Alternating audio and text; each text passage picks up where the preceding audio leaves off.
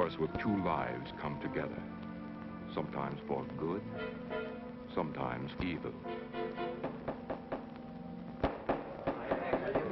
I say Williams is out of win on this. I'm definitely against it. Williams seems to forget we have our stockholders to answer to. Phone Mrs. Williams, Della. Tell her to be ready in about an hour, and I'll pick her up. Yes, sir. You phone San Rafael and see if those papers are on the way over from the executives. Yes, Walt.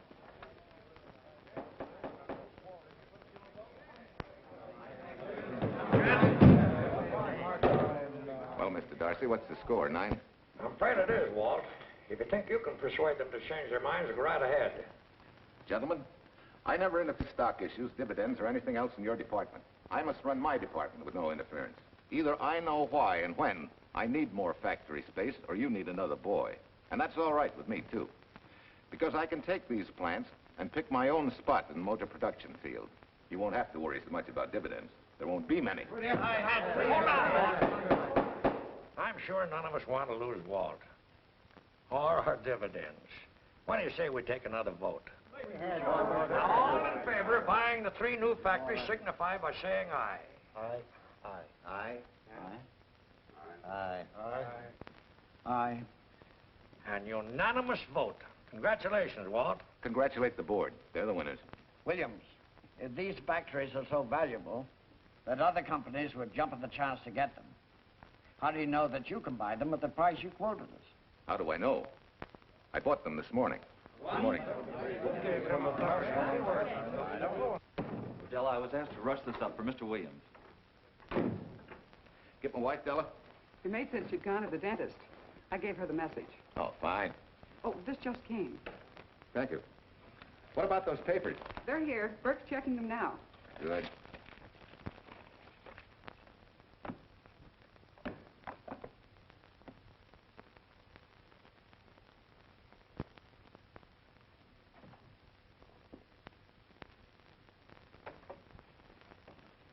Congratulations, Walt.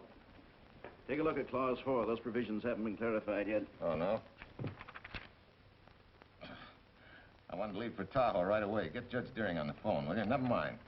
I can get faster action if I run out to San Rafael myself and stick with them till they're right. Yeah? Mrs. Williams on 3. Oh, put the blueprints of that new diesel in, will you? I want Jackson to see him. Hi, Duchess. I'm afraid now we won't be able to leave till about 5 o'clock. What? You're not going with me, but I counted on it. But I thought as soon as Dr. Harris took care of whatever it was, I'd feel better. I don't. Stupid thing still aches, and I certainly wouldn't be a very desirable driving companion. No, seriously, darling, you run along and buy your little factories and hurry home. I'll send you back to the office. And cheat me out of my goodbye kiss? Not a chance. I've got to drive over to San Rafael. I'll stop on the way. Love me? Bye, dear.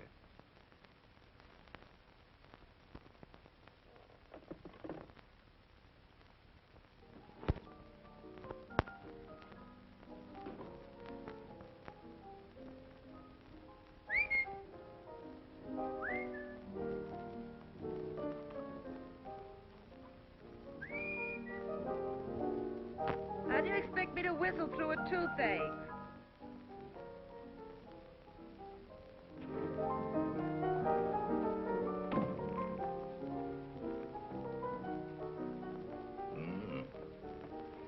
Nothing in the whole world smells as sweet as you do, Duchess. Certainly don't feel sweet. I was grouchy as an old bear. Well, old Doc Williams can give you something to fix that. Close your eyes. Relax a minute. Take a look at that, see if you don't feel better. Oh, Walt. Oh, darling, it's beautiful.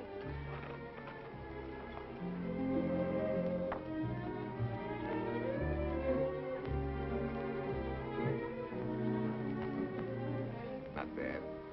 Not bad at all. You know, to quote my wife, I like monograms on things. It shows they belong to me, unquote. When did your wife say such a thing, Mr. Williams? About 6 years ago, when I married her. She gave me the first monogrammed shirts I ever owned. Those were the words on the card. I still have it. I certainly hope your board of directors never discovers what a softy you are. They won't, don't worry. I have only one vulnerable spot. What really happened this morning? All I got out of Della was that you stalked out of the office with blood in your eye, back in no time with canary feathers in your mouth. Oh, I clipped those birds' wings, but short. No one's gonna vote me down, sweet. Not when I know I'm right. Mm-hmm. But how did you convince the board of that so quickly? With subtle hints and easy persuasion. Like this. Either I get what I want, or you get yourself another boy. And that's all right with me, too. But... Walter! What a clumsy ox. I'm sorry, Duchess. Oh, please, sweet, don't be so upset. Oh, if you could have seen your face. Oh, don't bother, dear. Sue Lynn will take care of that.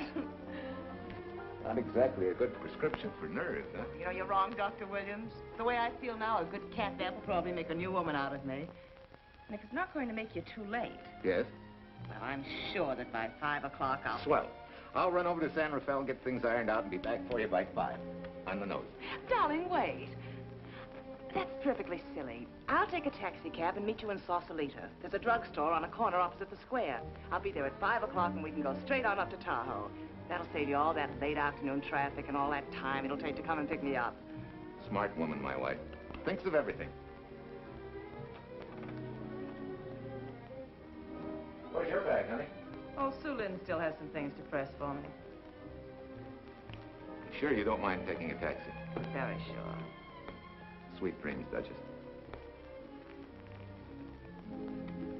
See you at 5. Better get going. Bye, honey.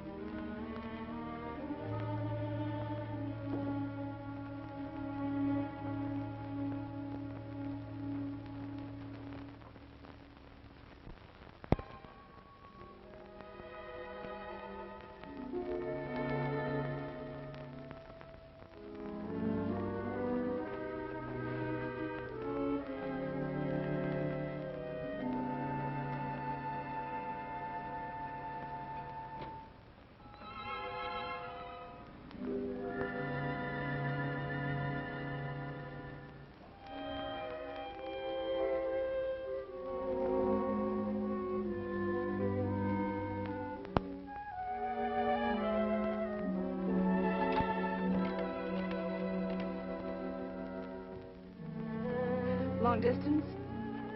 I want Berkeley 79721. Hello. Ah. Hiya, beautiful. Yeah.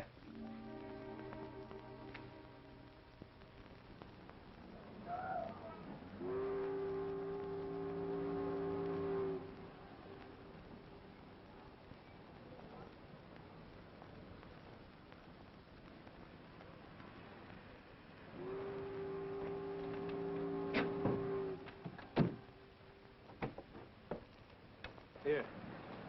Don't forget, turn this stuff over to a bellboy at the Airport Hotel in Oakland.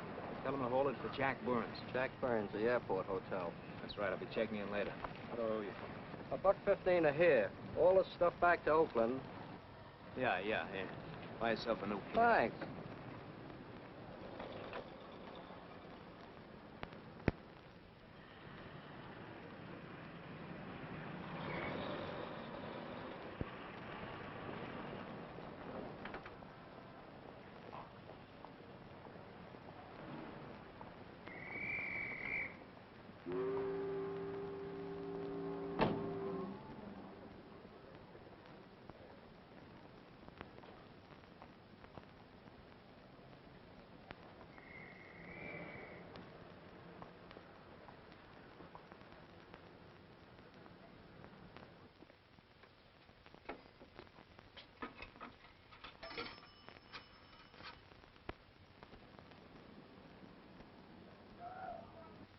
Hey, where's that new woman who was going to meet me? It's after 5 o'clock.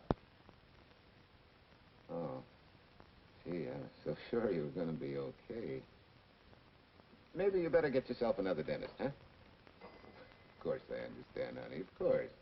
Just to prove it to you, I'm coming right on home. No, You really mustn't, darling. I'm going to be perfectly all right, really. And besides... Besides what? Well, I've done something you're not going to like. You remember Aunt Margaret back in Illinois? You mean the old gal in Evanston? I'm way ahead of you. How much? Well, it isn't money this time. It's another relative. Her favorite nephew, Jim Torrance. All of a sudden, right out of the blue, just after you left, he telephoned me from Berkeley. Okay, Judge, I'll see him when I get back. Well, you don't understand, dear. You're going to see him right away. What? Well, all he seemed to want was to be able to get back to Illinois, so I... So you buy him a ticket. That's easy. Well, it isn't. I offered to, but he got huffy and said he didn't want any handouts, and... Well, without thinking, I told him we'd pick him up and give him a lift as far as Denver. I won't say I'm good for you, but where do I find this guy? Well, he should be there right now. I told him to be on the lookout for a cream-colored roadster, just in case we fail to recognize one another after all these years. Oh, darling, you're such a lamb. You sure you forgive me? What do you think? Well, I'd better run along, or Cousin Jim might get nervous. Take it easy, sweet, and miss me, will you? I do already. Don't drive fast. And please take care of yourself. Softy. Goodbye.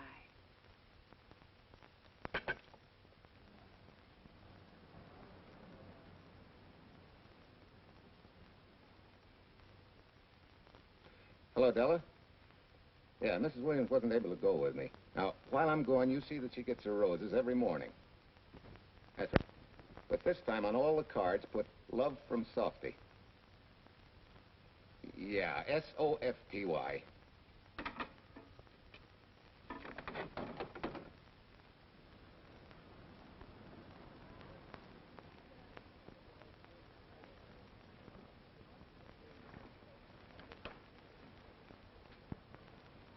Hello.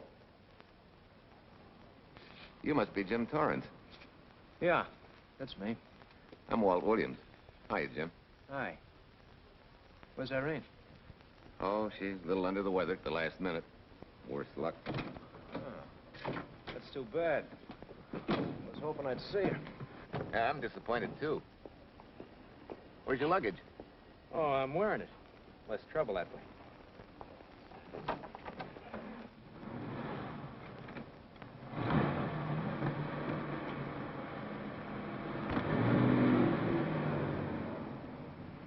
Irene tells me you're heading for Illinois.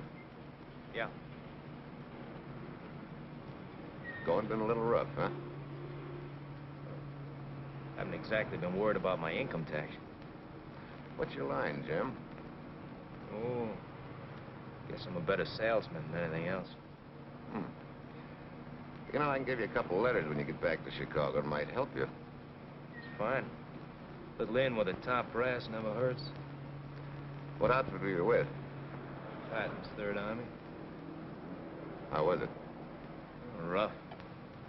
Except for the time in Italy. I kind of liked it there. Patton's outfit never got to Italy. Of course. But most civilians never know or care, and I figured you didn't either. Well, I fooled you that time.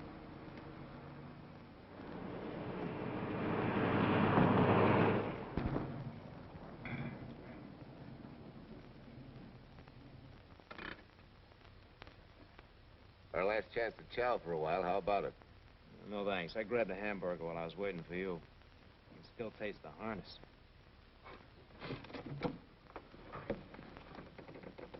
Sure you won't change your mind? No, I'm gonna grab a little shut-eye. Thank you.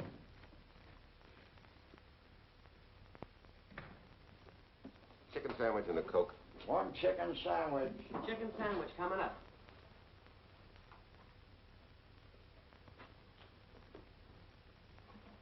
Give me change for $1, will you? Yes, sir.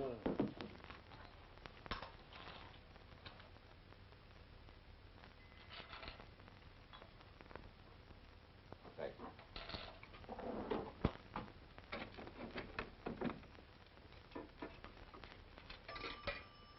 San Francisco. Klondike 2, 6714.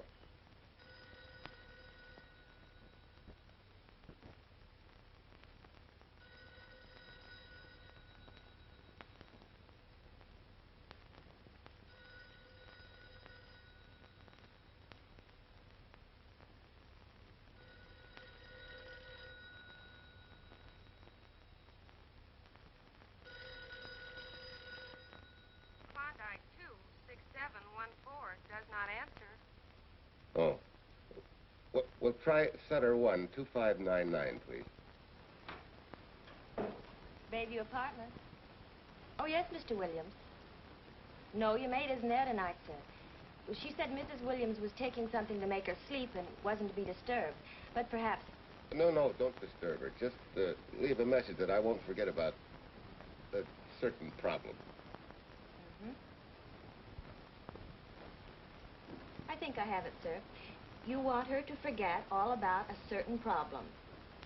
Softy, is that S-O-F-T-Y, sir? Softy is going to take care of it thoroughly. Is that all? Yes, that's all. She'll understand. Be sure she gets it the first thing in the morning. Right.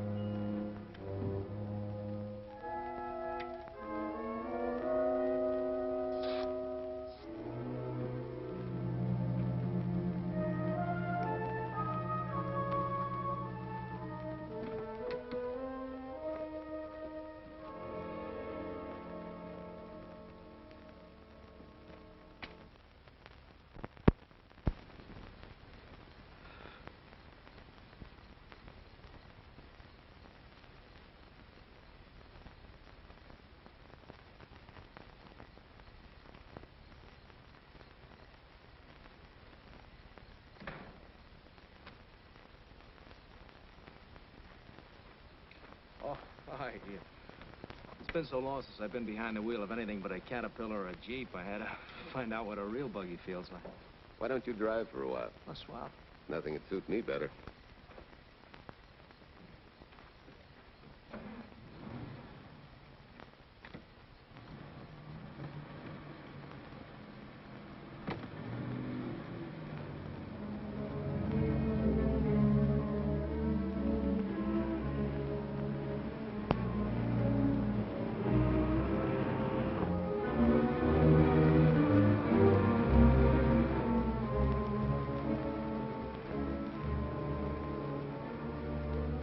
Tell me, Irene still got that little scar on her cheek? The one she got from the fall? Yeah. You can hardly see it now, though. How'd you know about that? She just got it last summer. Thought you said you hadn't seen her for years. Oh, from Aunt Margaret, of course. How else? She always sends me the news in her letters.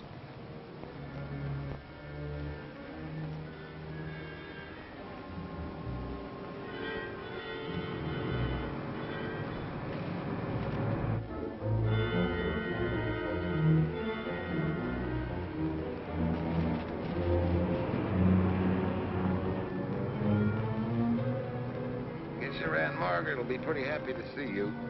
Irene says you're the favorite nephew. Afraid my lovely cousin was just giving me a build-up for your benefit. You don't know Irene. Maybe not.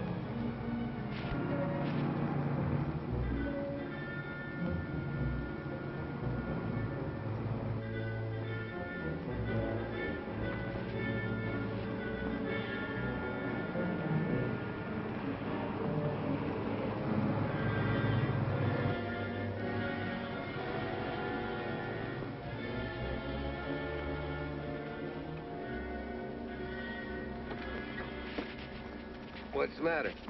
I think we got a flat.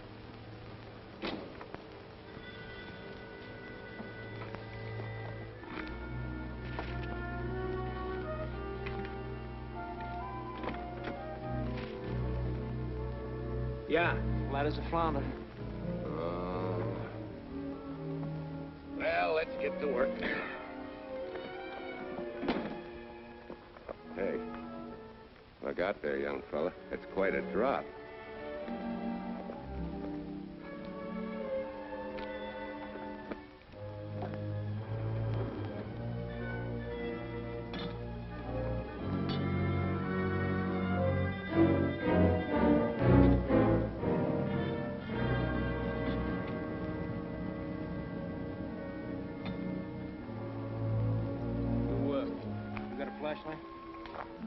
I think I have. Get the jack. I'll take a look.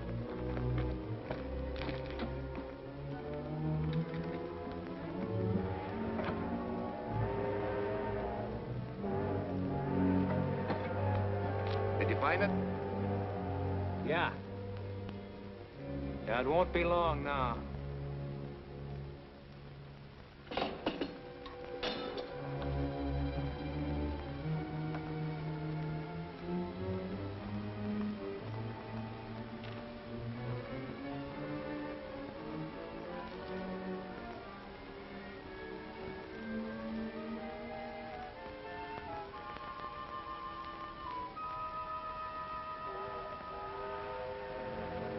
Come on, let's get going. Wait a minute. Did one of your cufflinks fall off? Huh?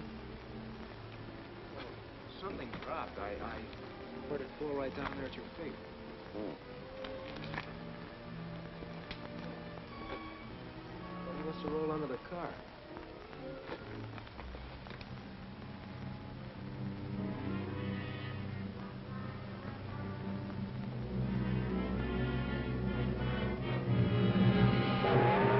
Irene and me, sucker.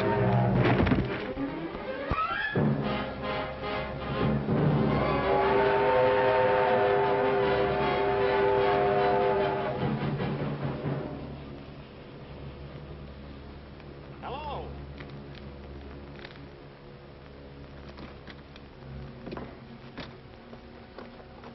Need a hand? No.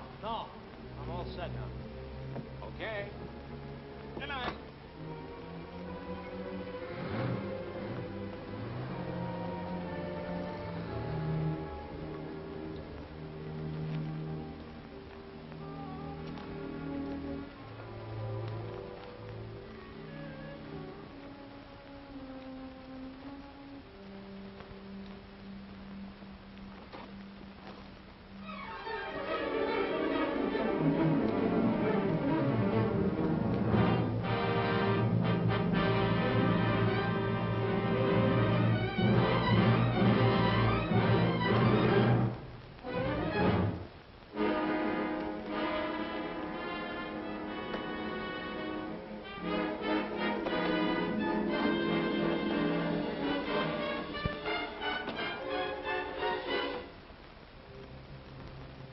Keys.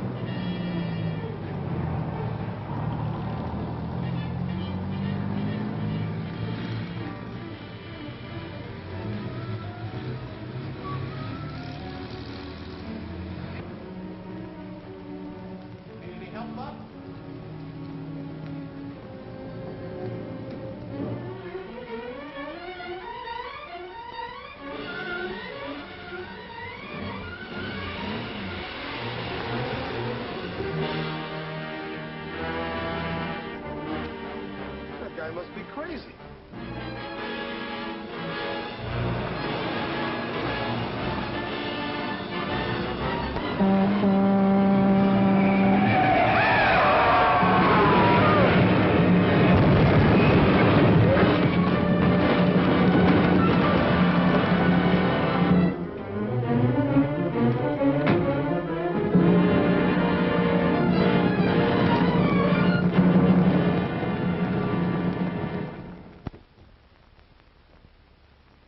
Now, in case my husband should be late and have to rush for his plane, this will be taken care of. Thank you. Tell Mrs. Burns at 302.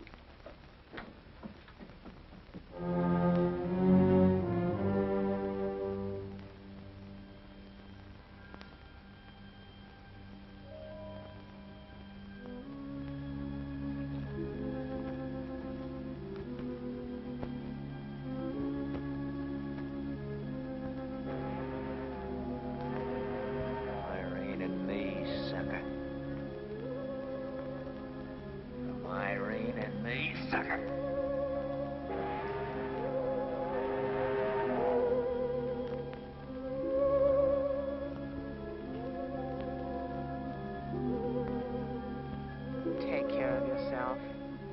Softy. Softy.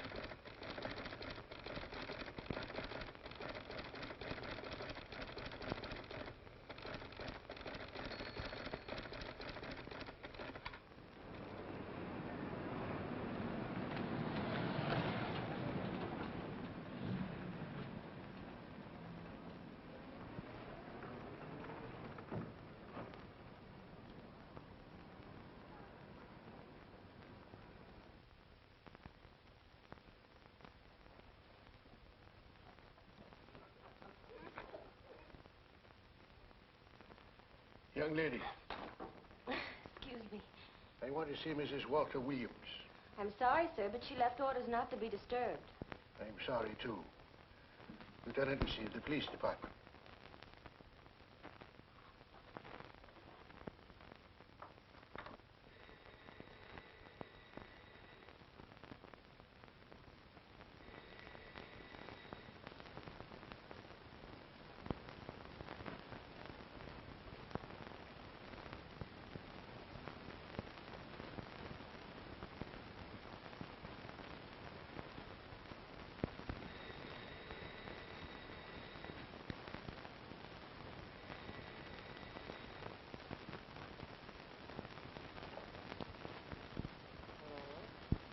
I left orders not to be. See. Ask him to come up.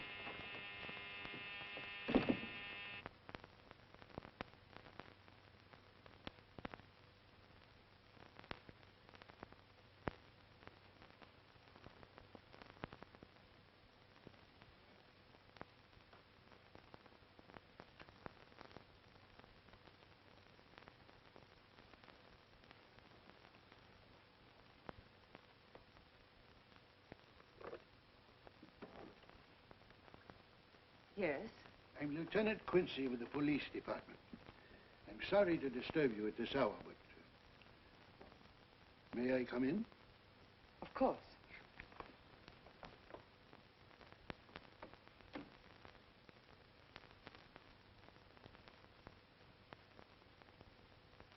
Well, Lieutenant?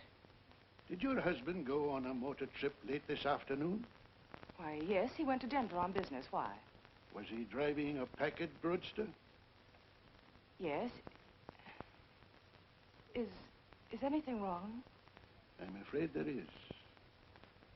Won't you sit down? Has something happened to my husband? Yes, Mrs. Williams. He's dead, isn't he? Yes.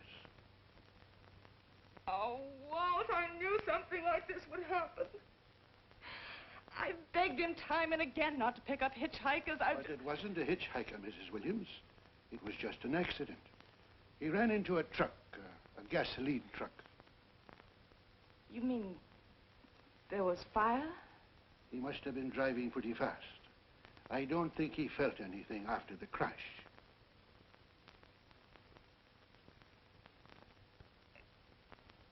If there's nothing more you need me for, Lieutenant, I think I understand. And may I say you've taken this with a great deal of courage. Good night, Mrs. Williams.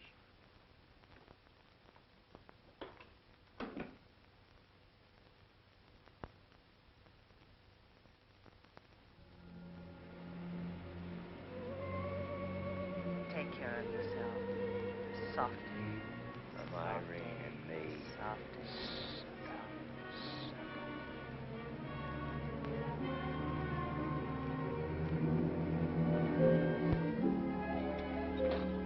Ready? Yeah. That Williams must have been quite a guy. Yeah, he went to work for Universal Motors as a sheet metal worker. Mm-hmm. Less than 10 years, he's their top production man. Well, he sure went out in a blaze of glory. Yeah. Let's go.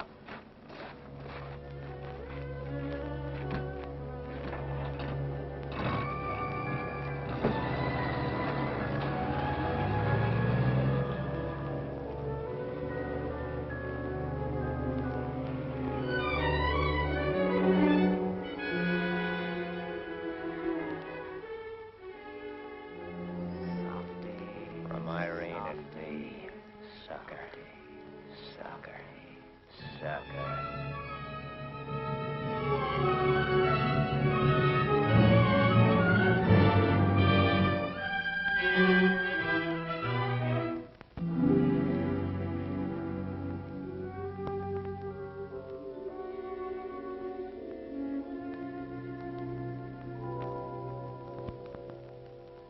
Well, could Mr. Burns have taken a later plane and still made connections for Mexico City? I see. Yes? It is some telegrams for Tai Tai. Just put them under the door, Sue Lin.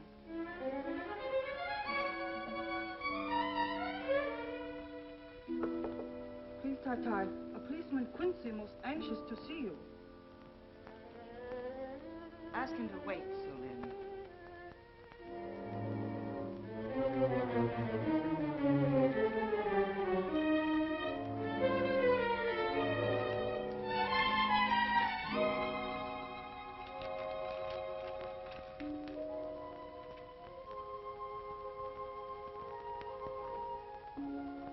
Mrs. Williams will see you presently.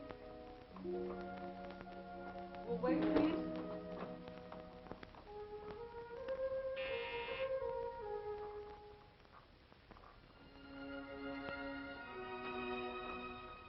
Flowers from Mrs. Walter Williams. Thank you.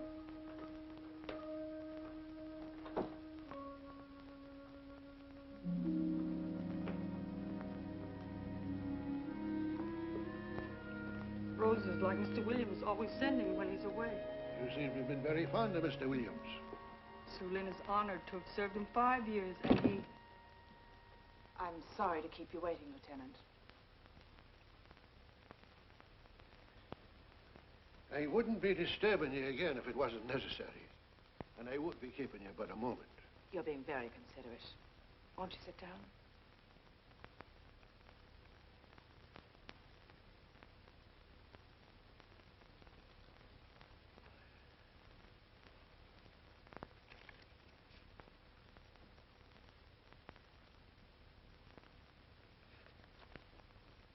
Everyone's been most thoughtful. And why shouldn't they be? Forgive me. I'm all right now. What was it, Lieutenant? The state police would like to have some information. They found some wavy skid marks for quite a distance on the road, as if the car had been out of control when it crashed. Tell me, was Mr. Williams a reckless driver? Why, no, he was a fast driver, but certainly not reckless. Well, was he a heavy drinker? Quite the contrary. But what about his health? Could he have had a heart attack and lost consciousness before the accident? Why, no, he was in perfect health, but he'd been working much too hard lately and was overtired. Perhaps he fell asleep at the wheel last night. Oh, poor darling.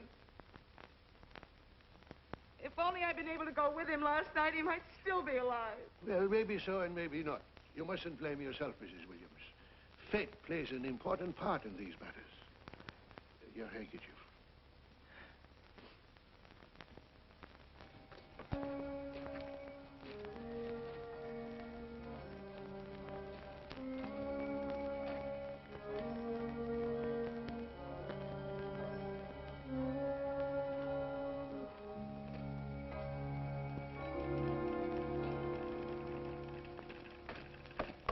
When's the next train to San Francisco? 10 a.m. tomorrow. You sure there isn't one sooner? No, I'm sorry.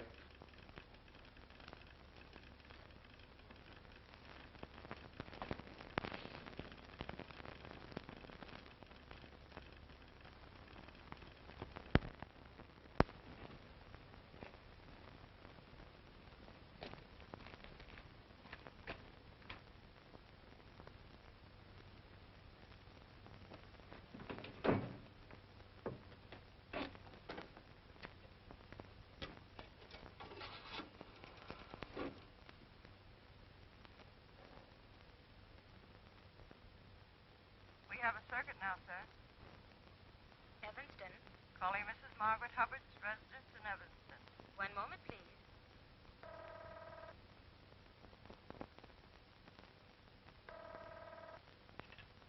Hello?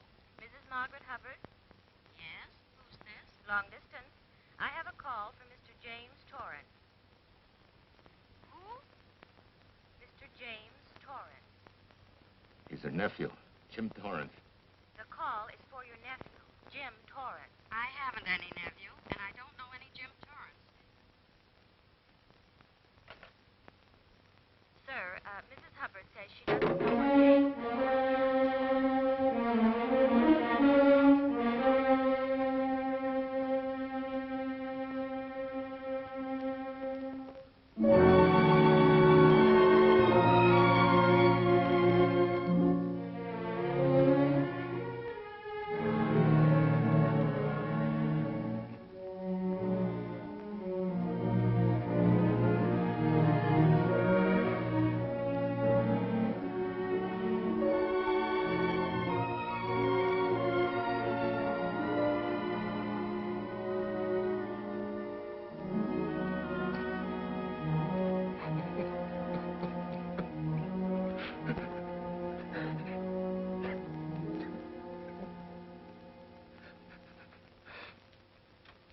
What's the matter, son?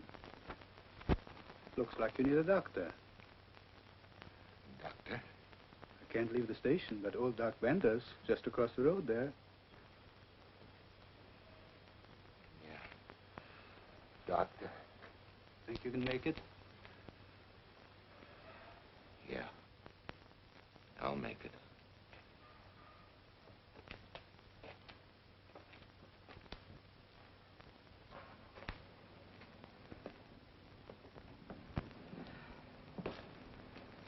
Now, take it easy, man. There's some concussion there. You've got to watch your step for a while. Yeah.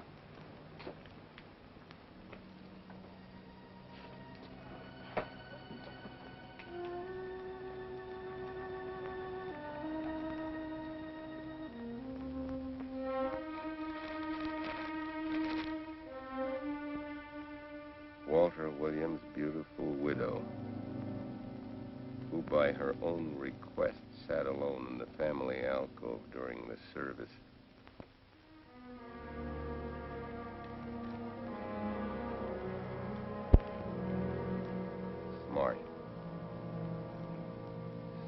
have caught her licking her chops.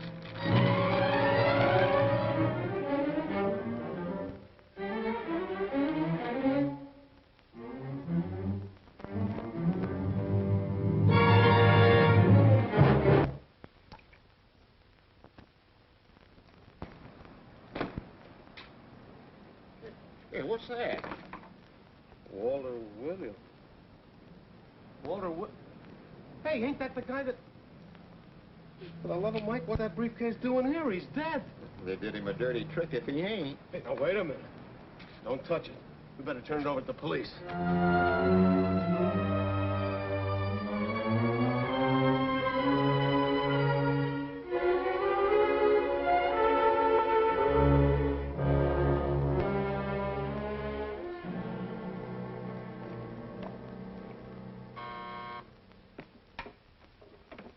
Homicide, Captain Callahan.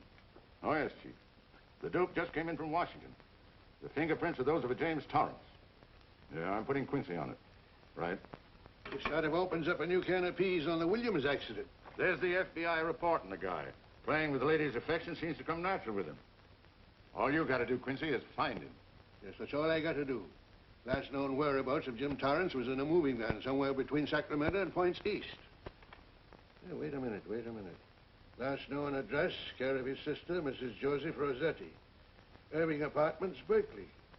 Well, what are you waiting for, Quincy? Let's go. Torrance leave any forwarding address? No, he said he was going to send it to me. Sorry to trouble you. Oh, Lieutenant, if you should happen to hear from him, will you let me know? There's an unpaid telephone bill and a bundle of laundry. Laundry? Let's have a look.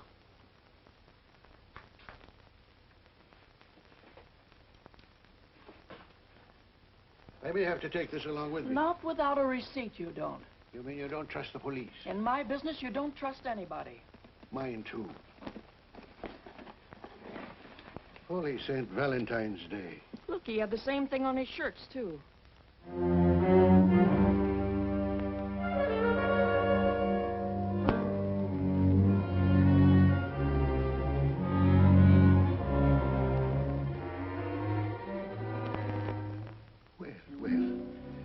Romance in your late tenant's life. Did you ever see the lady? You know, I never did. But I always knew when she'd been here, the wonderful perfume. I'll lay you 10 to 1 she's a rich widow. Could be. Wait, I'll get you his telephone bill. Pretty fancy stuff for a hitchhiker. Yeah, but he's a pretty fancy hitchhiker. According to the shirt maker, a certain lady in the town had these made special. And they're just like her husband's. Only his initials were WW. Sort of smells, don't it, Cal? Now take a look at this little item that was also found in the laundry. I for Irene and W for... Well, it could be for Williams, too, couldn't it? Yeah. Homicide, Callahan speaking. Hello? Oh, hello, Fitz. Hello. What news? Oh? Any luck? Both days, huh? Swell. Have it typed up and sign it. This report of Fritz will be a nice little topper for this pile. His checkup shows calls from Torrance's phone to Williams's private number, and a flock of them going the other way, including one on the 7th and several on the 8th. The 8th, and you've forgotten, is the date of Walt Williams' accidental death. Well, that ought to be enough to get an indictment out of the grand jury. Go pick her up. I'd like to play a long shot first. It might give us 2 for 1. Well, take them one at a time. A bird in the hand is not going to lead us to its mate. I'd like to give the lady a little more rope. Well, Thanks. I thought you'd agree.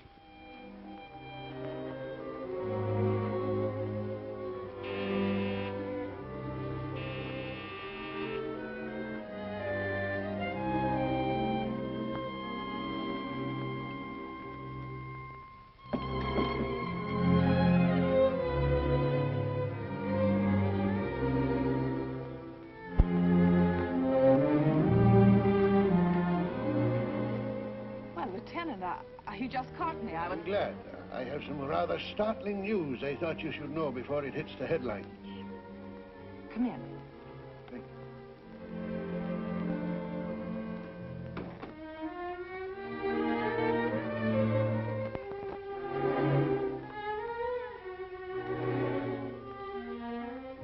Sit down, won't you, Lieutenant? Thank you. I'm very anxious to hear about news. It seems that your first hunch, remember, that a hitchhiker was responsible for your husband's death? Well, Mrs. Williams, you may have been right.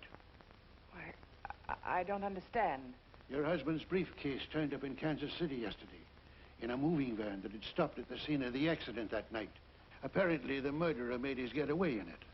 That explains the wavy skid marks that made us suspect your husband was ill or unconscious at the time of the crash. Yes, I suppose it does.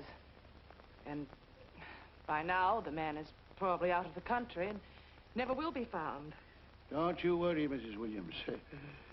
There were fingerprints on that briefcase. And as soon as we get the FBI report from Washington, his identity will be known and his description sent out on police broadcast. Oh, we'll find him all right. But just now we're keeping things quiet so the murderer will feel safe until we are ready to close in on him. Yes, I can see the wisdom of that. Yes, I thought you would understand and cooperate. As soon as we know his name, it is possible that you might recognize it as someone with a motive. There's that possibility. You know I'll do everything I can to help. I'm sure of it. Now I'll run along. You'll hear from me. I'll let myself out. Don't bother. And don't worry. Good day.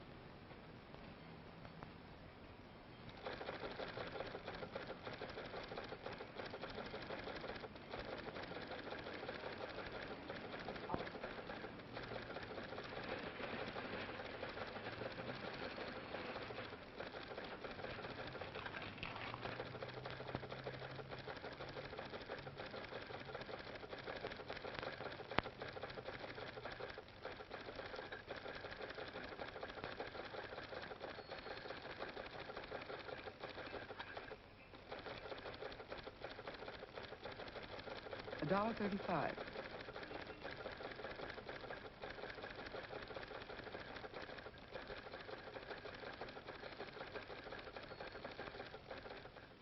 See, everything after the letter J in the first name has been obliterated by heavy writing over it. The only impress letters legible are those between words or before them, like RNS at the end of this name here, and the Hotel Santa here before the word Evanston. Well, Tom, don't you think it's about time you retired? Why, there isn't even evidence there of Mrs. Williams' intent to communicate with Torrance. And who do you think she beat apart to the telegraph office to wire to? The League of Decency? I'll tell you what I think, that you should have brought her in when I first told you to. By the time we get her now, she'll have figured out a way to tip Torrance off. He'd be that much tougher to find. Not unless she's tipped him off from your office. Ernie's got her on ice waiting for you.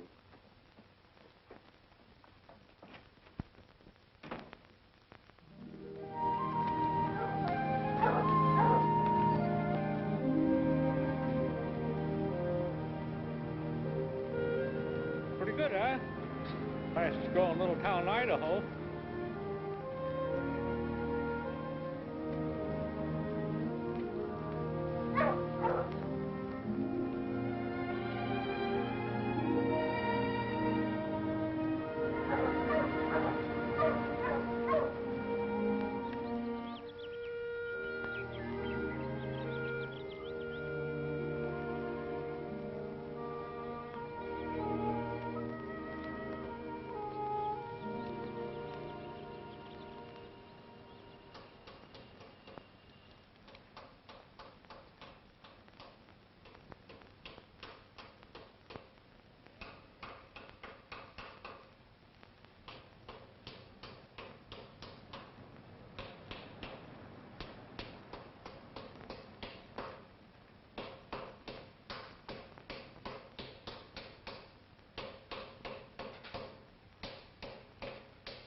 Have a heart, son. You trying to wreck that engine? Oh. Sure. It's a hobby of mine.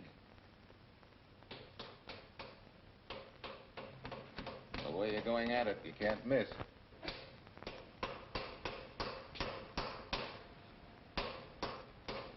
Here. I just can't let you ruin that beautiful motor. Start her up.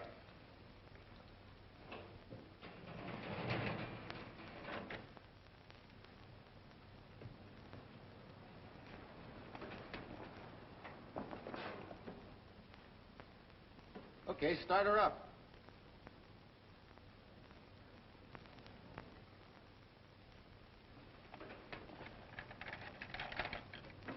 Shut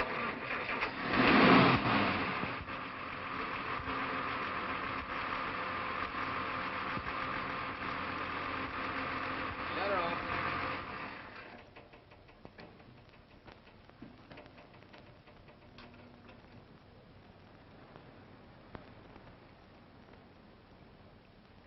You're certainly not a mechanic by trade. Hands are like that. Maybe it's a hobby of mine.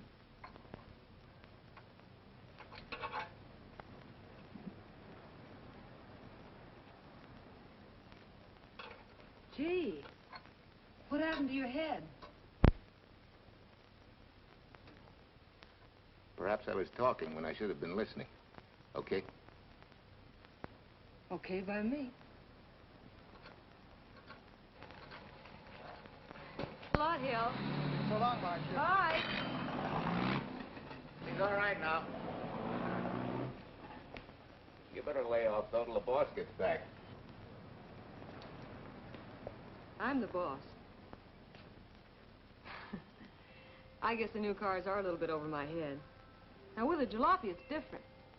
Aren't there any mechanics around here you can hire? No, they all went over to the new factory in Mansville. I guess they got better wages. Tough break. Yeah. How much do I owe you? Oh, forget it. Well, I'll be shoving along. So at least have a cook in the house. You might as well. Marcia, can I use your phone a minute, please? Sure, help yourself, Uncle Ben. Never arranged but what it caused. 650, please. Flat tire this morning. Now the danged engine stalled on me. Nice and cold. Wilson's garage? No, I did not give you the wrong number. Fine thing using my phone to cheat me out of repair bills. Aren't you ashamed? Gave me the wrong number. 650, please. You're a nice girl, Marcia Peters, and your ma's a fine woman. And I'll always buy my gas and oil here. But you ain't never gonna tinker with my car again. Busy? Busy. Always busy. Say, we're not so busy. Would you like to do another good deed and give Uncle Ben a hand? Why not? Where is your car, mister? Maybe I can help you. Why, are you a good mechanic? Very good. And very reasonable. Well, just what you need, girl. Better hire him. It's an idea, Uncle Ben. Come on. Thanks for the Coke. Sure.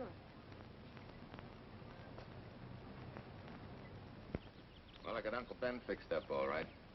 Nothing but a sticky carburetor valve. Bye. I hope he paid you. What for? It only took a minute. You're certainly not money-conscious, stranger. There.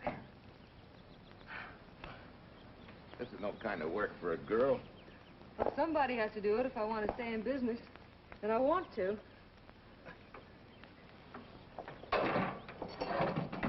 Must be some business that you're better suited for. Couldn't you lease this place to somebody? Sure. I did while my husband was overseas. But when he was killed in Okinawa, well, we'd made a lot of plans for the future here. And I had a hunch he'd like it if I took over and tried to make a go of it. Takes more than a hunch to do that. I got along famously. Business has been fine until lately when the help got short. Could be again. If I had a good mechanic. Yeah. You sure need one, all right. Well, for Pete's sake, say yes or no. Do you want the job or don't you? You mean you'd hire me without knowing anything about me? You can repair automobiles. What else do I need to know?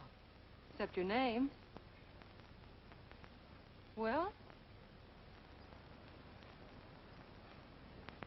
Why not?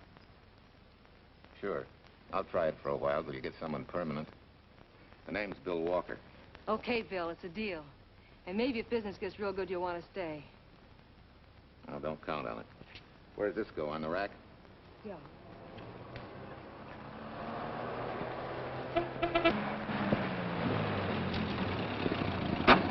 Marcia! Marcia! It happened! It's a boy, 8.5 pounds. Pair of shoulders like a prize fighter. Well, congratulations, Papa. How's Jane? Ah, perfect. Everything's perfect. Gotta get down to the store and tell the gang. Almost forgot. Oh, gee, thanks, Ed. I'm sorry, I won't have enough for the gang. Yippee!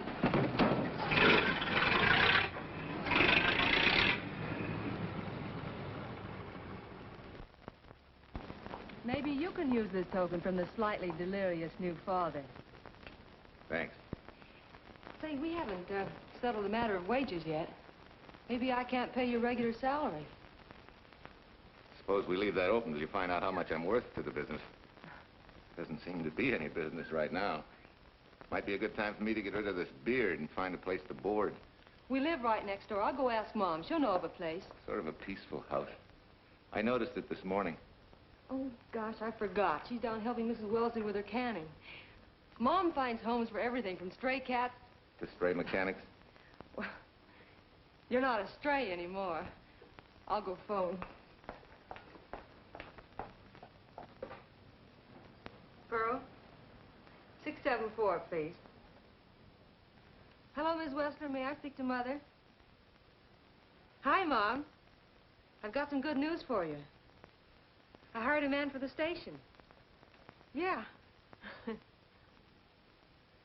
No. Nobody we know. He's from out of town. Needs to place a board. You got a good one up your sleeve? Okay. Says she has to meet you first to come home for supper.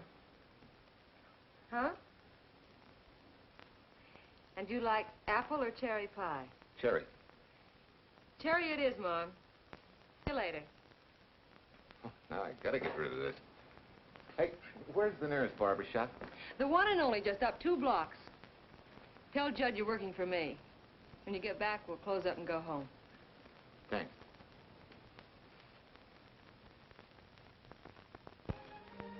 Well, that's real nice. You must have had a good bringing up, young man. Thank you for the young man. We thank thee, O Lord, for thy bounty, and ask thy blessing on this food and on the new friend who shares it with us. I hope you're good and hungry, Mr. Walker.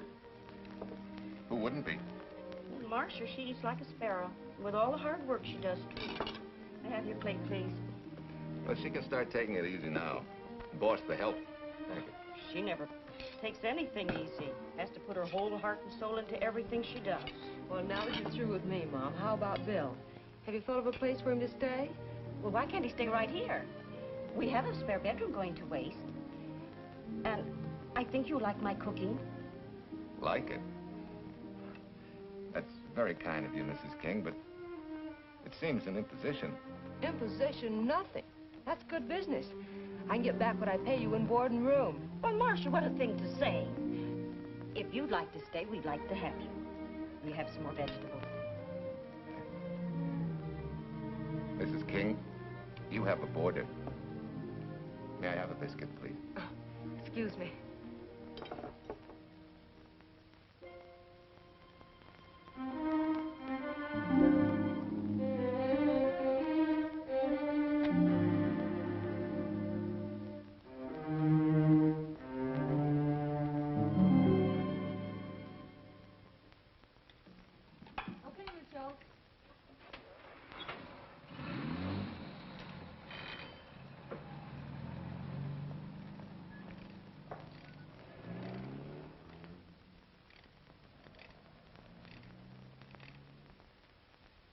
It's wonderful the way tools seem to come alive in your hands.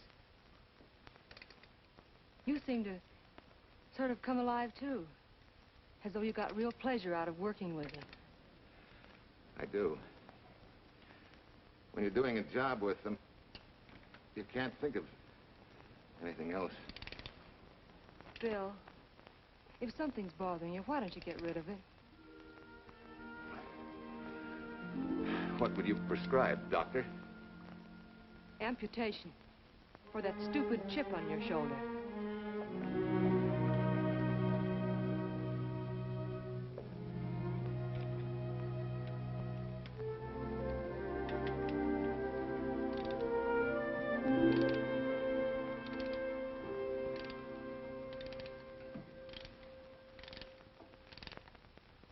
What you need is a ring job. Save yourself some money. Gee, Bill, with the baby and everything, I just can't afford it now. Oh, we'll take care of that. Hey, boss. How's Ed's credit? Good enough for a ring job? Well, sure, if I can hold Junior as collateral. Oh, not a chance, fella. Never mind her. I'll do it on my own time. Oh, thanks, Bill. Maybe we'll see you tonight, huh?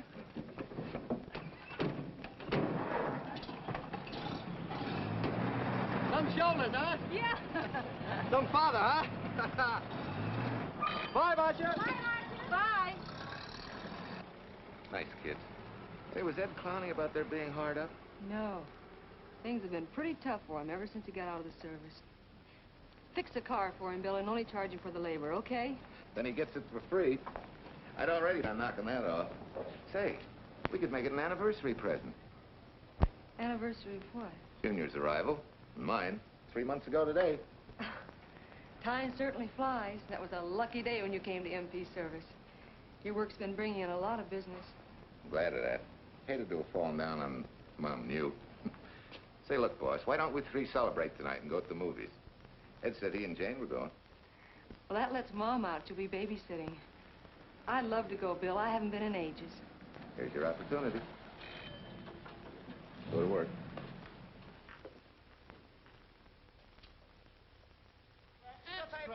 Irene Williams, held for murder. Extra, extra. Irene.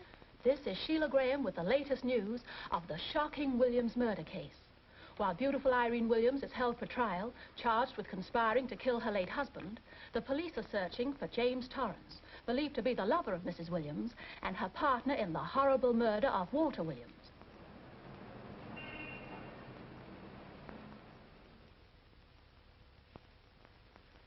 If I'm handling your case, my dear Mrs. Williams, I want 1/3 of everything you get. You're out of your mind. You don't realize what I'll get as Walt's widow. Perhaps you don't realize the spot you're in. Torrance's fingerprints were found not only on your husband's briefcase, but, in a manner of speaking, on your reputation as well. There's a detective named Quincy, a very smart cookie. He isn't exactly for you. Frankly, Mr. Warner, I'm beginning to wonder if my attorney is for me. Underestimating the enemy's ammunition would scarcely be wise. Now, if we can get to trial before Torrance is found, he'll never get a conviction. But... But what? if he shows up, we may have to fry him. Oh, no. Let's not cross that bridge until we have to. But if it comes to a choice, we're not going to burn, are we?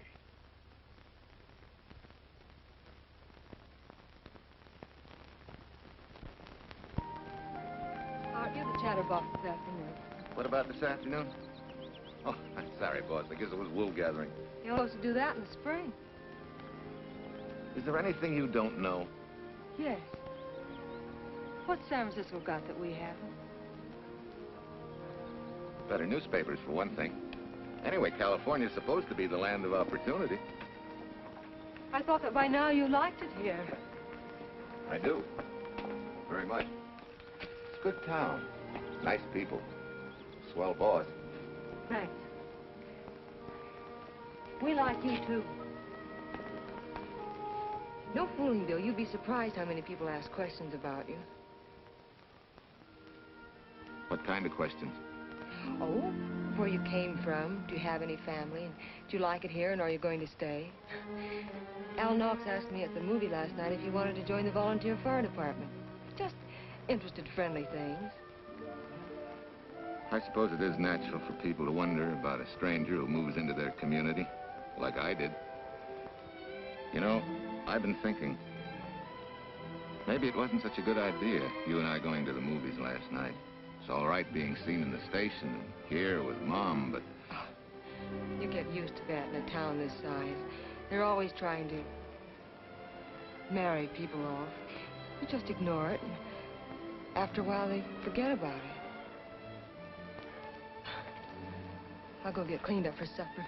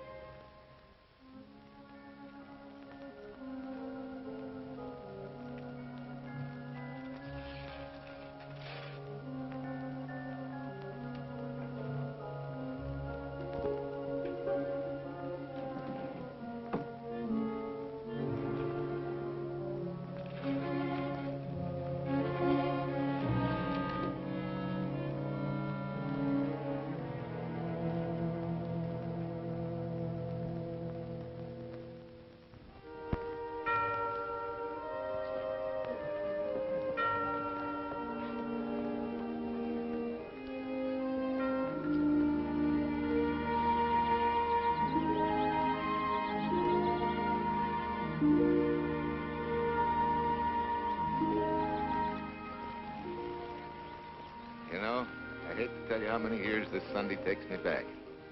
Did you always fall asleep during the sermon? I wasn't asleep, Mrs. Peters. I merely closed my eyes to concentrate. Oh, so that's what you call it. I had to nudge you to stop you from nodding. Quiet. You're disturbing my reminiscent mood. Even smells the same. Could be the same bees buzzing in the same clover. As they say, you can take the boy out of the country, but... A rolling stone gathers no moss. It has to stop rolling sometime, doesn't it, Bill? Sometime, maybe. We grow a very becoming shade of moss here in Larkspur. Don't you think? You grow a lot of nice things here. Anyone in particular? You'll have to skip the answer to that one. Someone tore it out of the book. You're married, aren't you, Bill? Yep. That's right. You must have loved her very much to have been hurt so deeply. To be so afraid of someone, even yourself. Maybe it's better that way. Then no one gets hurt. Bitterness and hatred hurt everyone. Can't you see, Bill? They're like a wall that shuts out all the sunshine from a garden and lets everything wither. Make room in your heart for something else, can't you? I guess this is my day for sermons. Sorry. As Mom would say, you never get rich minding the other fellow's business. Hey, that's a flyer. I'll be seeing you.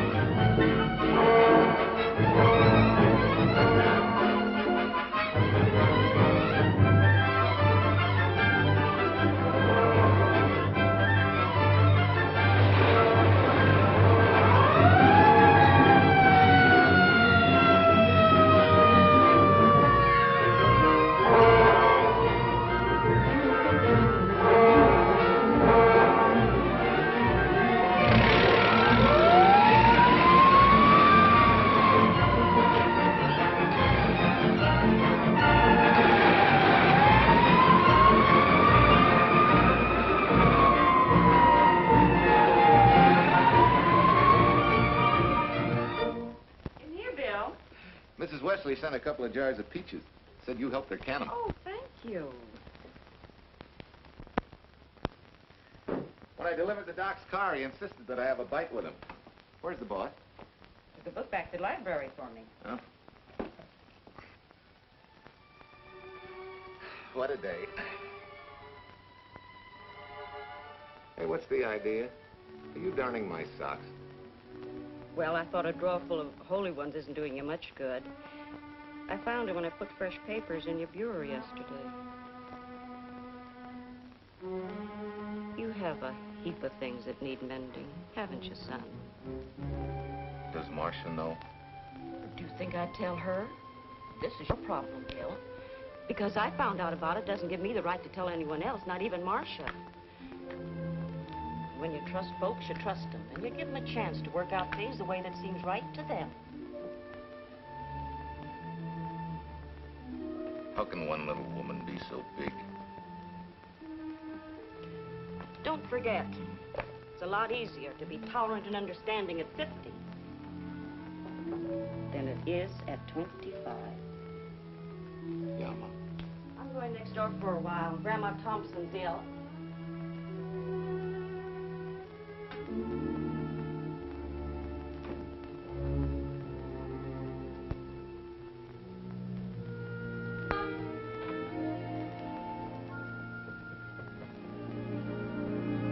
Bill, are you home? Bill, are you in there? Yeah? Mom went next door, Marcia. Hi. Do you work awfully late? Oh, about 6. Anything wrong? Come in. I want to tell you something. I'm checking out. Has something happened? No, just... I'm doing what I should have done a long time ago. Moving along. But why, Bill? My name isn't even Bill. There isn't any Bill Walker. I'm Walter Williams. The late Walter Williams. Walter Williams? I don't understand. You may not even after I've told you, but at least you'll know the whole story. Sit down, please.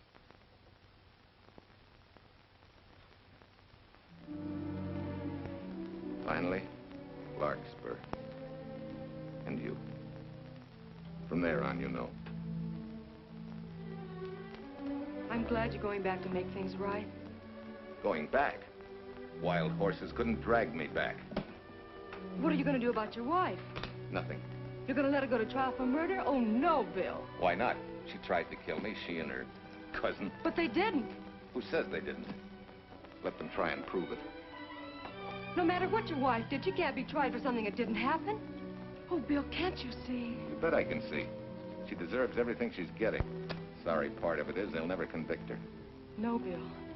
The sorry part is you're not big enough to take a hard jolt to your pride and to your ego. Sure. It hurts to be tricked and cheated by someone you loved and believed in. But that doesn't give you the right to take justice into your own hands, to trample on the hearts of others and walk out on life.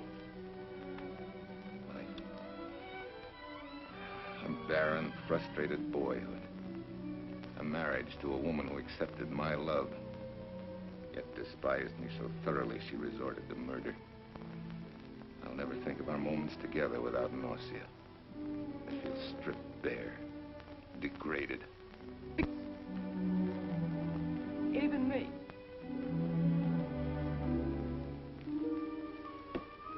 Oh, Bill, please. Don't destroy the one chance we have for happiness. We haven't got a chance.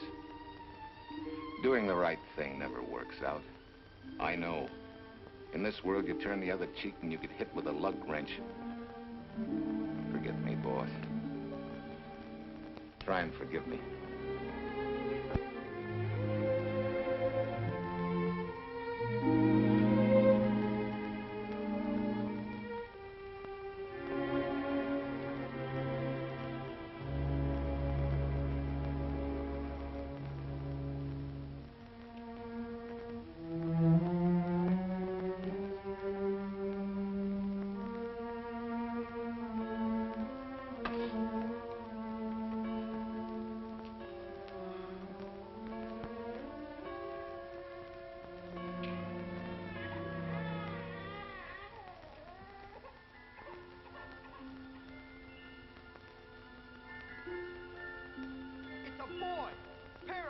like a prize fighter.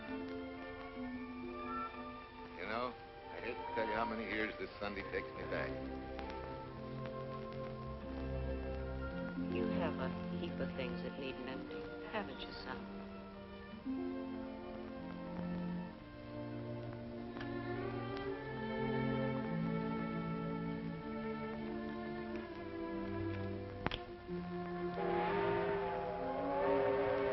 Take care of yourself. Soft again. Sorry and me. Soft and You're not big enough to take a hard jolt to your pride and to your ego. Sure. It hurts to be tricked and cheated by someone you loved and believed in. But that doesn't give you the right to take justice into your own hands. Trample on the hearts of others and walk out on life. Oh, Bill, please. Don't destroy the one chance we have for happiness.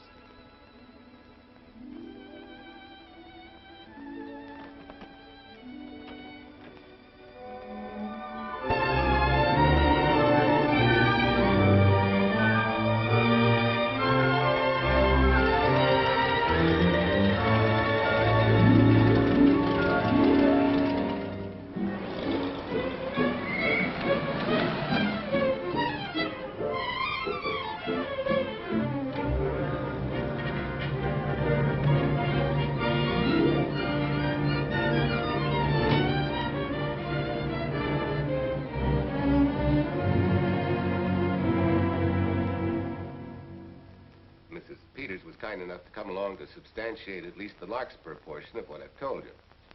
Very thoughtful of you, Mrs. Peters. Mr. Williams, when you read in the newspaper that the hitchhiker who attacked you had been, well, a close friend of your wife's for some time, it must have been a great shock to you. I didn't come here to discuss my emotional reactions, Lieutenant. If you need me for anything further, Captain, my office will know where to reach me. Let's go, Mark. Just a minute, Mr. Williams. We'll need your signed statement for the grand jury when we ask for your wife's release. It won't take long to be typed. Yeah. All right.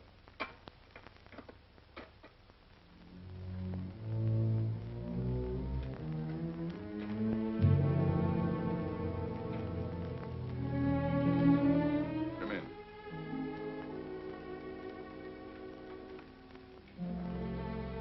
Sit down. Mrs. Williams, we have news for you. Really? I can scarcely wait.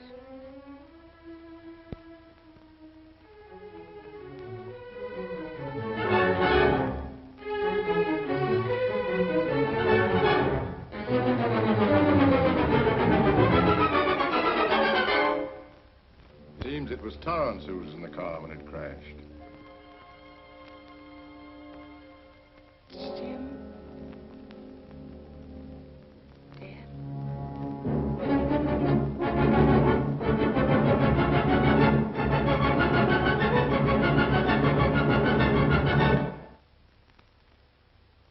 You did it. You killed him. No. He tried to kill me. Thought he had. And he ran into the truck. It was an accident. An accident? You wait all these months to tell this story. You let me rot in this filthy jail. Wait a minute. You let everybody believe you're dead. Pretty convenient, wasn't it? A dead man can't be tried for murder.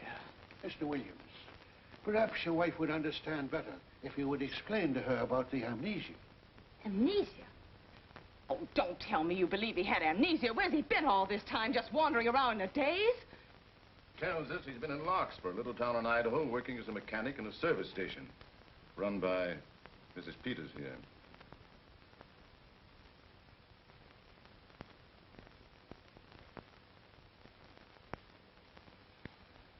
I understand perfectly.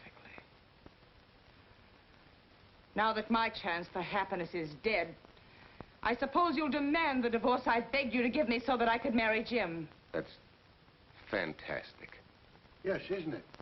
After you telling us that the man you picked up was a perfect stranger. Well, that's not true. The time and place for meeting Jim had all been arranged. I must advise you There's a law that a wife can't testify against her husband. There's a law against murder, too, but that didn't stop him, and nothing's going to stop me until I'm through.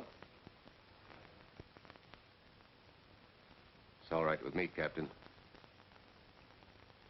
Go on. Talk your head off.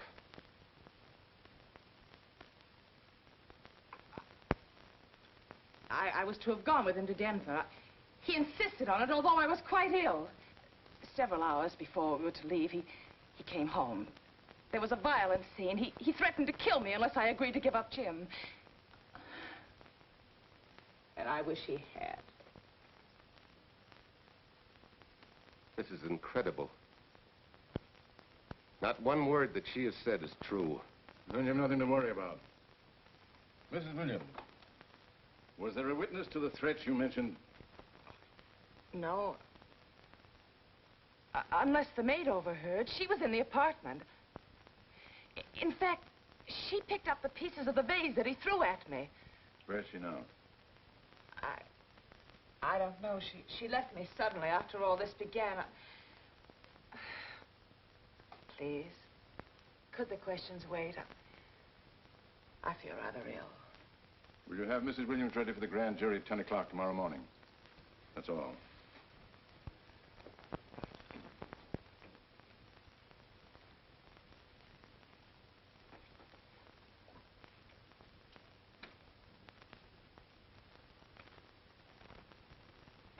We're going to hold you too, Williams. On what charge? Suspicion of murder. But he's not guilty of any of these things. Then it should be easy for him to prove it. Take it down and book him. That fiction of Mrs. Williams must have been very convincing. No, we just couldn't buy that yarn you tried to sell us. Let's go.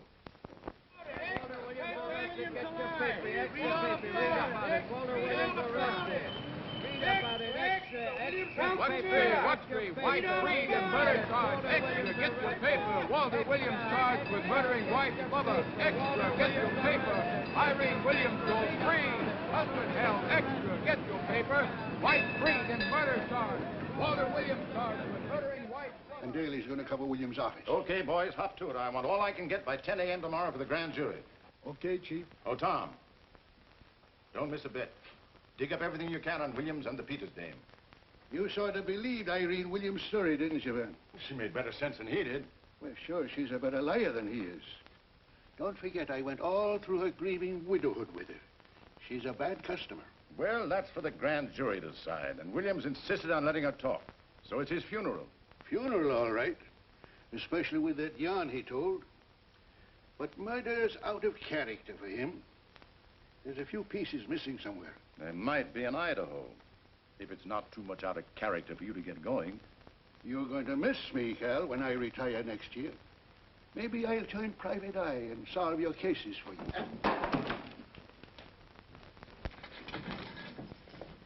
Miss Williams? Thanks.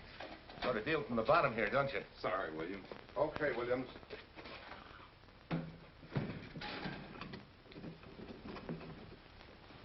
Well, not very good news, judging from your faces. Well, Walt, the grand jury returned indictment against you. Mrs. Williams was released. I see. Now, don't you worry, Walt. We'll have you back at work where you're needed, and in short order. Come on, Eldridge. There's a visitor waiting far more attractive than we old fogies. We're just leaving, Mrs. Peters, but remember, don't hesitate to call on me for anything. Thank you so much.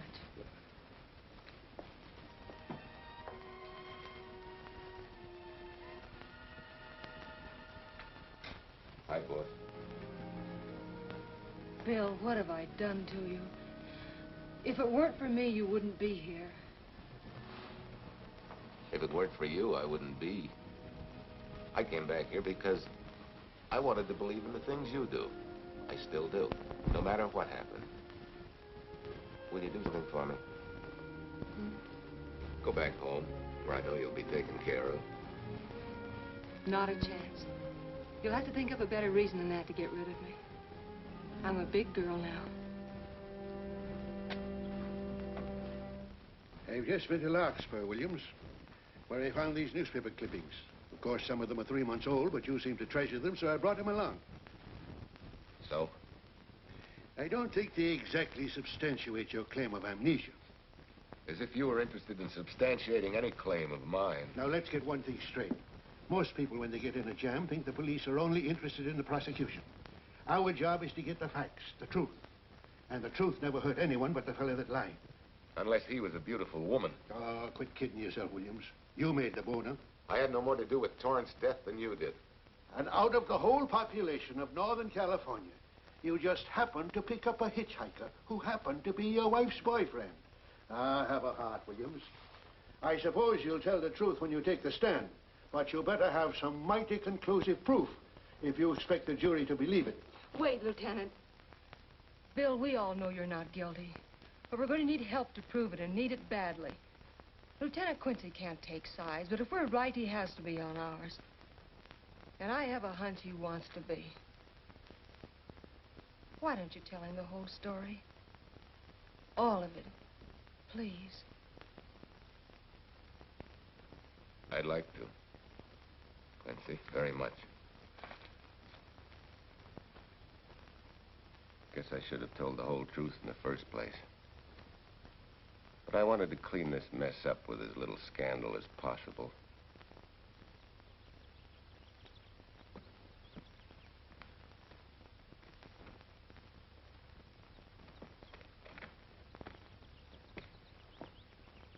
Well? No sign of the lug wrench or anything. My dear Mrs. Peters, will you please stop trying to be a detective? How many times do you think the police have combed this spot for any kind of evidence? Now, be a nice girl. Take Mr. Williams' advice. Go back to Larkspur. What time is it? It's only 4 o'clock. We still have time to go back to town and go on our hunt for Sue Lynn. Now, look here, young woman. You've had me on the run since early morning. But, Lieutenant, the maid seems to be our only hope now. We've got to keep looking till we find her, that's all. That's all? Wait. She was naturalized, wasn't she? Suffering chopsticks. Quincy, you dumb flatfoot. This Sue, what's her name, was Chinese born. If a port of entry was San Francisco, there'd still be a file on her, photo and all. Let's go. Back to town. Immigration.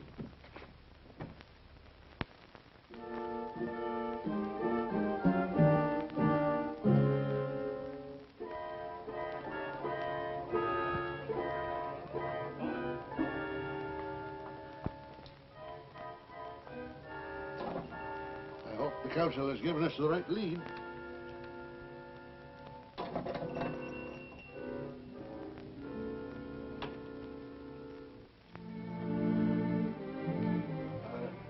You are Singh? Understand? You savvy English?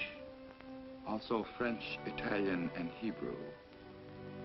May one ask what is desired? We're looking for Su Ling Chung. The Chinese consul said you were her uncle and might tell us what she is. This daughter of my brother, has she offended the honorable police? Oh, no. They just wanted to ask her some questions about Mr. Williams, the man she used to work for.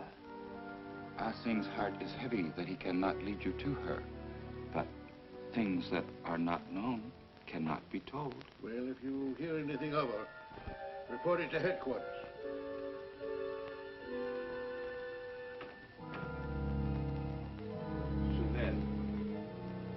Untruth is not good for soul, and not wisdom when told to policemen. Better for the soul to be kind than to be wise. Su Lin must keep silence to help in this matter.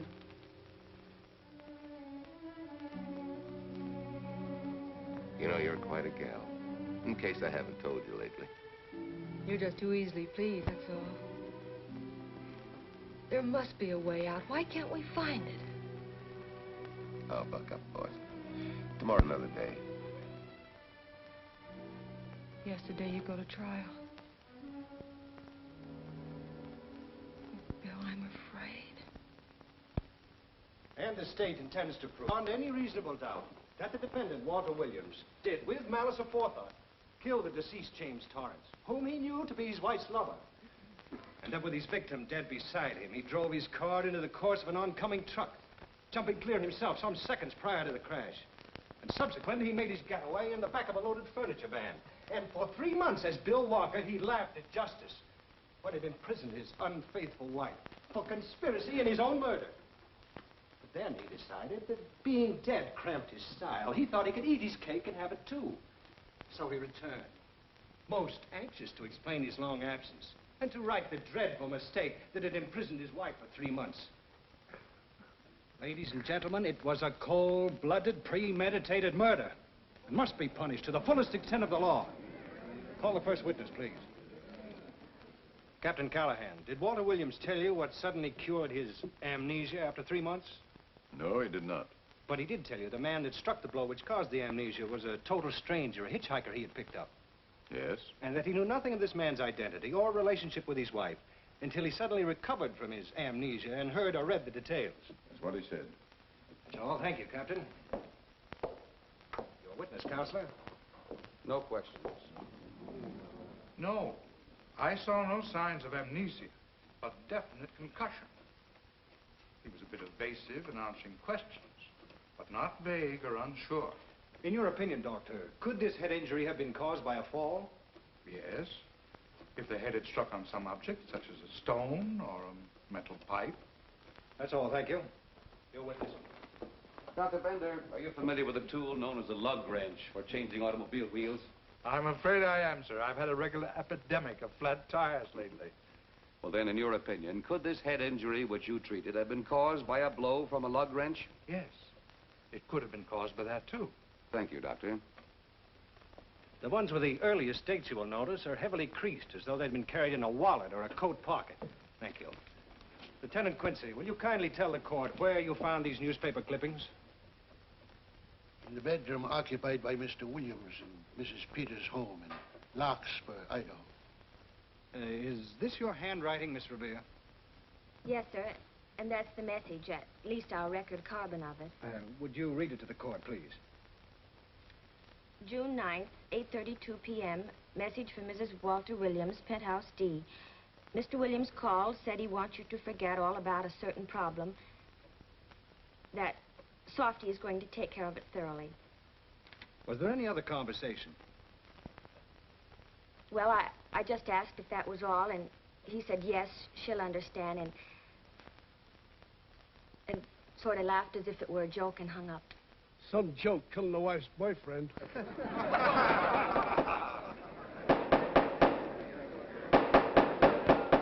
is the state versus Walter Williams. All the rounds so far have gone to the prosecution, and it was a grim-faced Williams who was returned to his cell this afternoon. What the score will be after he takes the stand is anybody's guess, but he's going to need some lucky punches to get a decision. And though Torrance struck with intent to kill, after telling you this is from Irene and me, sucker, you still telephoned Illinois to find out if there was a cousin Jim. You are hard to convince, aren't you, Mr. Williams? Is it so incredible that a man should fight against believing such a thing about his wife? Oh, that is very touching.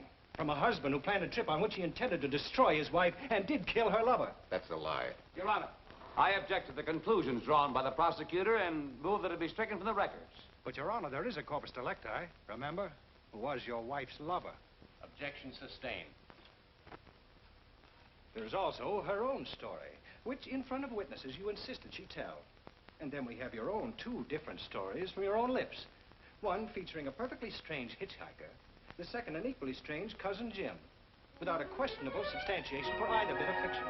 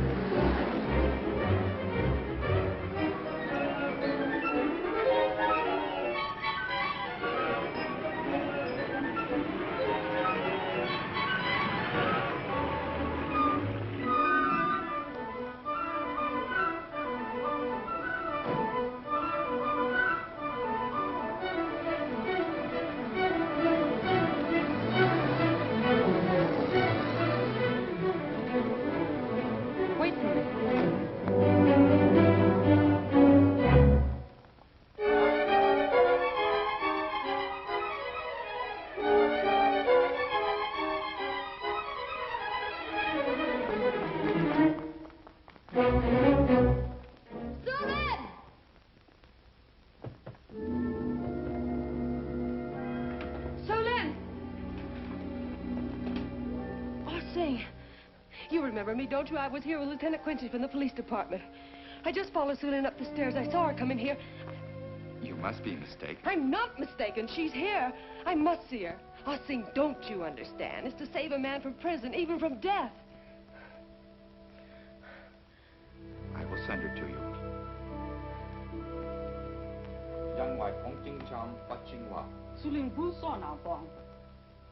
Oh, Sue Lynn, we've been looking for you all these weeks. Mr. Williams needs your help so desperately. I cannot help. You must forget that you found Sue Lynn. Forget it? But you're his only witness. You're the only one that can help. Not as a witness.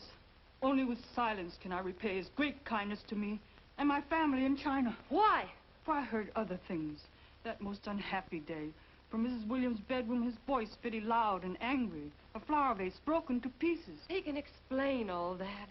They do not believe what he's already told. That I heard anything would do harm. Don't you see?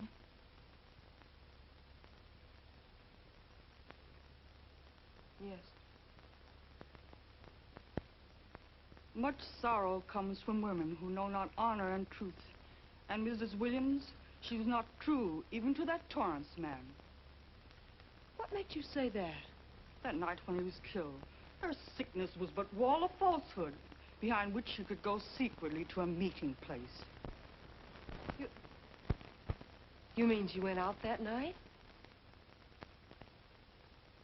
Sue Lynn, are you sure? Yes, because next morning in her bedroom I found street shoes that had been worn.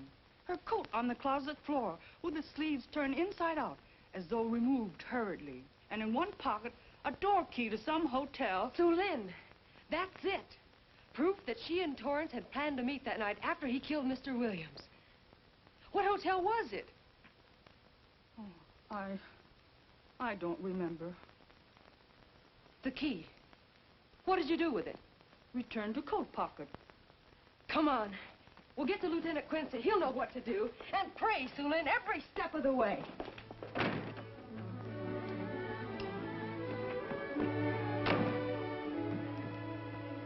Now hold everything. Even if this long shot don't work out, we'll just keep on pitching.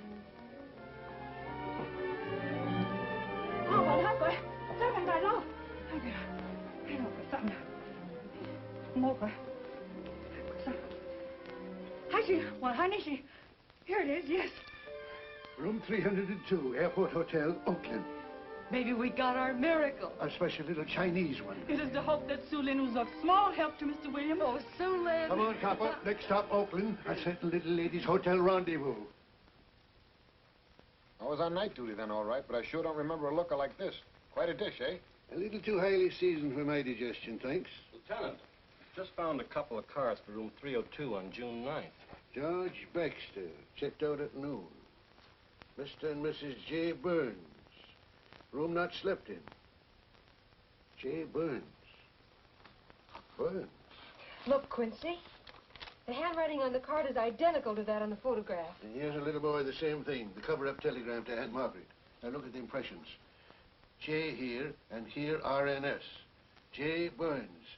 That's the name she started a telegram to. Room not slept in. Say, I got that dame pegged now, Lieutenant. She said they'd be out of the room by midnight as her husband was catching a plane.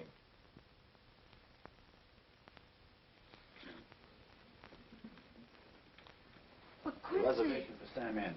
Yes, sir. This ties it all up, doesn't it? Yeah, like a greased pig. What do you mean? We've got the evidence now, the proof. Of what? Sue Lynn's theory that Irene was playing the field? This evidence only proves that she came here to keep a date with a man named Burns. We can't even prove that he didn't keep the date. But you know he didn't. There wasn't any Burns. It was only a name that she and Torrance used. Fine. If you can prove that, Williams will be free. But none of this will prove it. Sorry, copper, but we are just up another blind alley. Well, ain't. Yes, sir. There's a couple of sample cases from Mr. Sam Andrews came up from the station this morning. Take them to Parlor B right away. Sure thing, sir.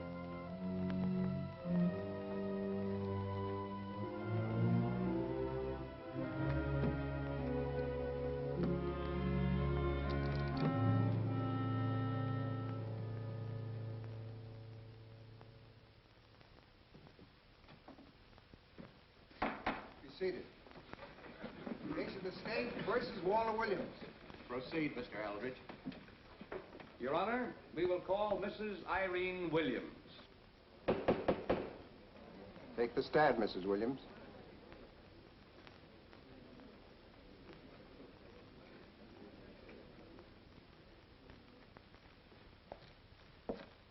Raise your right hand.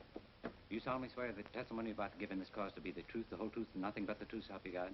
I do. Hey, what cooks? The defense calling her? Mr. Eldridge, what's the purpose in calling this witness? Merely for purpose of identifying handwriting.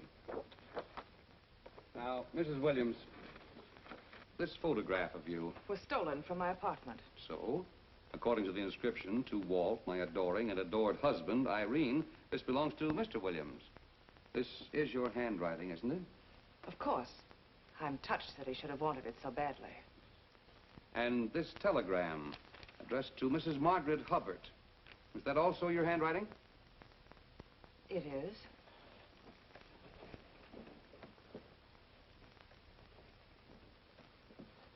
Now, Mrs. Burns, I mean Mrs. Williams, this photograph is inscribed to Jim, my adoring and adored Irene. Did you write this, too? I see no point in all this. Merely answer counsel's questions. Did you write it? I did. And these letters addressed to Mr. James Torrance, did you write them? Yes.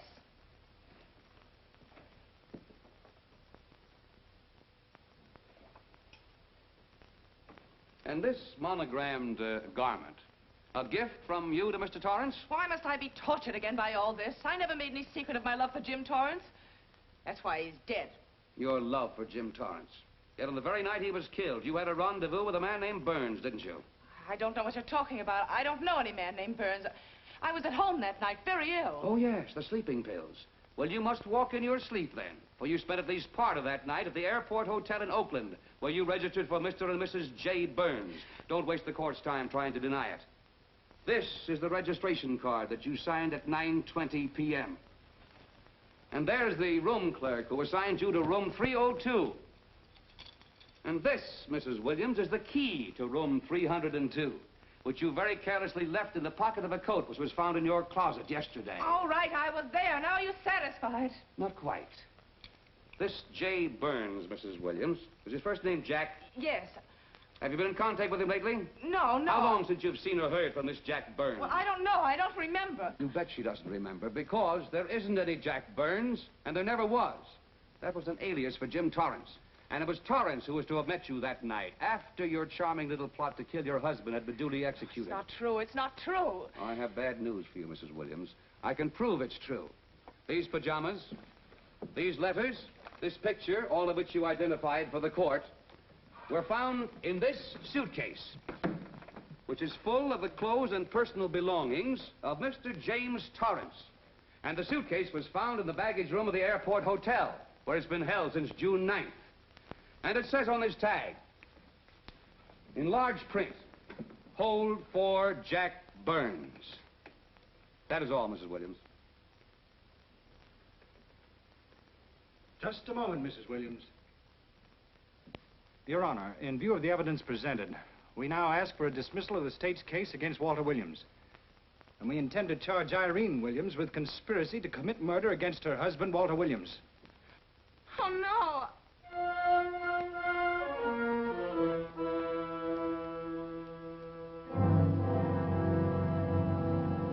The case against Walter Williams dismissed. Court adjourned until 2 o'clock. Well, that's that, Walt. Congratulations, Mr. Williams. I haven't the words for it, Quincy, but we could never have made it without you. Ah, sure you could. You know, son, right always wins if you give it a little push. Especially when you get a copper like this one to do the pushing. Well, I'll be seeing you. You know, it'll seem kind of strange being able to eat and sleep without someone getting in your hair all the time. Oh, fine, Walt.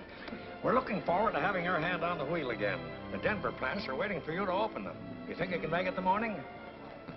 How about it, Counselor? You bet you can. Oh, good. Well, I'll be running along. Well, you think you like Denver? It's okay by me, boss. Yes. Impact. The force with which two lives can come together. Sometimes for evil, sometimes for good.